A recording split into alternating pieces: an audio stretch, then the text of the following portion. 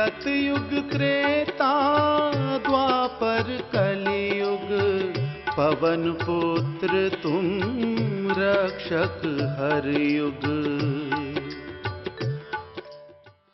सतयुग, त्रेतायुग, द्वापर युग और कलयुग, इन चारों युगों के काल चक्र को भेदने और मानव मात्र का कल्याण करने वाले एकमात्र देव रहे हैं श्री मारुति नंदन हनुमान जी।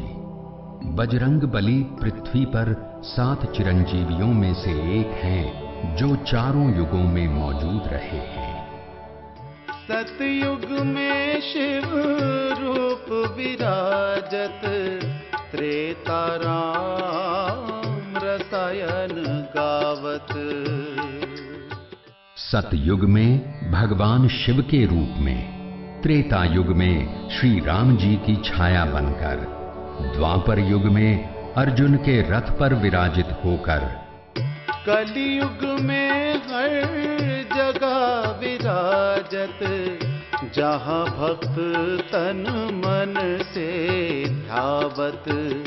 गाँव गाँव हर शहर पुकारत, लोग तुम्हार विशरद गावत।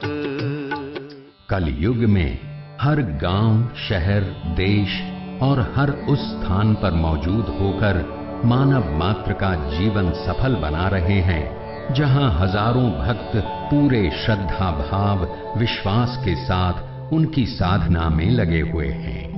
उन्हीं में से एक भक्त बरसों से उनकी कठोर तपस्या कर रहा है।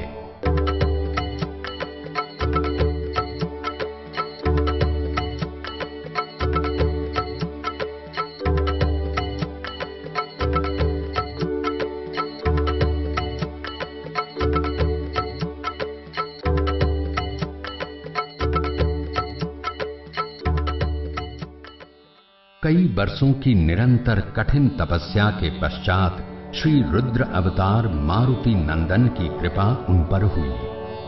उन्हें जब श्री बजरंग बली द्वारा बल, बुद्धि और विद्या का आशीर्वाद प्राप्त हुआ तो वो कहलाए विनय बजरंगी। नमस्कार। नमस्कार। नमस्कार नमस्कार। विनय जी, सबसे पहले तो आपको बहुत बहुत बधाई कि आपने एक ऐसी किताब लिखी जिसने लाखों लोगों का भाग्य बदल दिया। फिर भी कुछ सवाल हैं जिनका जवाब हम और हमारे दर्शक आपसे जानना चाहते हैं।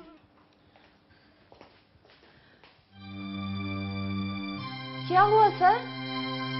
आप इस तरह से अंधेरे में क्यों बैठे हैं?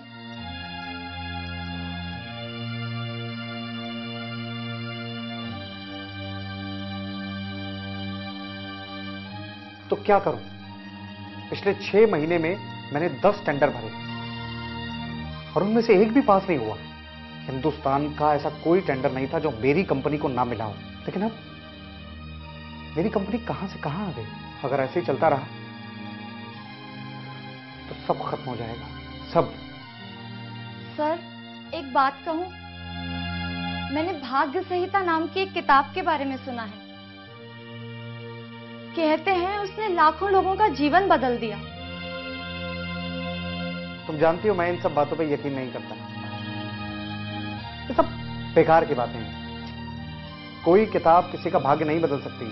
आदमी अपना भाग्य खुद बनाता है और खुद ही बिगाड़ता है। सर, मैं नहीं मानती। अगर ऐसा है तो अब आपको टेंडर्स क्यों नहीं मिल रहे? सर, कई बार ऐसे ग्रह दोष आ जाते हैं जिससे काम में रुकावट आने लगती है। भाग्य संहिता। जब देखो पीछे पीछे पीछे। बहू, ऐसा मैंने तुम्हें क्या कह दिया? तुम्हें तो रोज रोज बहाना चाहिए लड़ाई करने का। बस बस mom, I don't like this.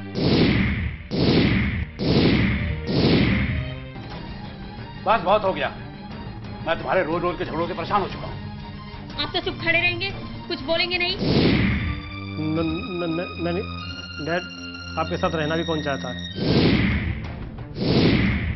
क्योंकि पापा जी, आपके पास भवन है, भावनाएं नहीं। पैसा है मगर प्यार नहीं। चलिए, हम एक पल और यहाँ नहीं रहेंगे। आप अभी चलिए, इसी वक्त चलिए मेरे साथ।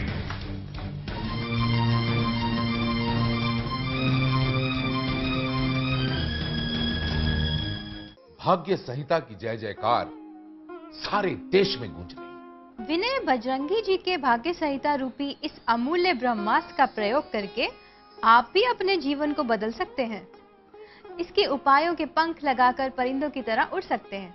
तमन्नाओं के लाखों फूल खिला सकते हैं। उम्मीद और विकास के हजारों दीप जला सकते हैं। हमारे विनय बजरंगी और उनके द्वारा लिखित भाग्य संहिता ने वसुधैव कुटुंबकम के विचार को अपनाया है। सबके लिए सुख, समृद्धि, खुशहाली, यही भाग्य संहिता का मकसद है और यही विनय बजरंगी जी का भी। जय भाग्य संहिता। जय भाग्य संहिता।